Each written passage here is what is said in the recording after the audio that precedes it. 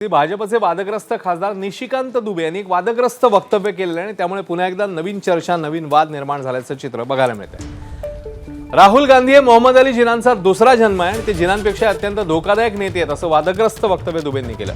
दुबेंच्या या वादग्रस्त टीकेचा काँग्रेसने खरपूस समाचार घेतला। याआधी पंडित नेहरू ठाकरे बंधूंबाबत निशिकांत दुबेंनी आक्षेपार्ह टिप्पणी करत वादाला तोंड फोडलं होतं। मराठी हिंदी वादातही निशिकांत दुबेंच्या वक्तव्याने आगीत तेल ओतण्याचं काम केलं, त्यामुळे वाचाळवीर दुबेंमुळे पुन्हा राजकारणाला उत आलाय।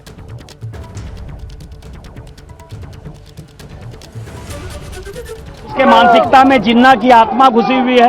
वो देश को तोड़ना चाहता है, हमारे बच्चों के भविष्य को 7 साल से बर्बाद कर दिया है। वहां से पैसा लूट कर आता है, कांग्रेस पार्टी को चलाता है। उनमें इतनी हिम्मत और हैसियत नहीं है कि सरकार से समर्थन वापस ले। जब तक सीबीआई इंक्वायरी नहीं होगी तब तक हम आदित्य साहू जी अपने प्रदेश अध्यक्ष जी के नेतृत्व में आंदोलन करते रहेंगे और जो भी दिशा निर्देश होगा छात्रों के साथ तन मन और धन से जो है भारतीय जनता पार्टी लगी रहेगी। जो स्वतःच्या मावस बहिणीशी लग्न करतो त्याला नैतिकता कुठून आली?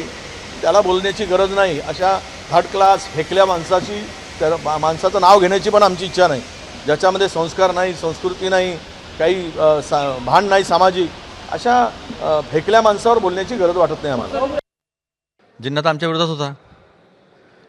जिन्नाच्या सोबत कोण होतं? हिंदू महासभेचे श्यामाप्रसाद मुखर्जी, ते तुमचे पूर्वज, ते तुमचे आदर्श। जिन्नाच्या मजारीवर कोण गेलं होतं? लालकृष्ण अडवाणी। जिन्नाला नॅशनलिस्ट, राष्ट्रवादी होता, सेक्युलर होता, हे कोणी म्हटलं? जसवंत सिंगांनी म्हटलं। ते कोण? ते तुमचे नेते, ते तुमचे पूर्वज। मग याचा अर्थ त्यांचा आत्मा हा निशिकांत दुबेमध्ये आहे। बहिणीसोबत लग्न कोणी केलं? निशिकांत दुबेंनी केलं।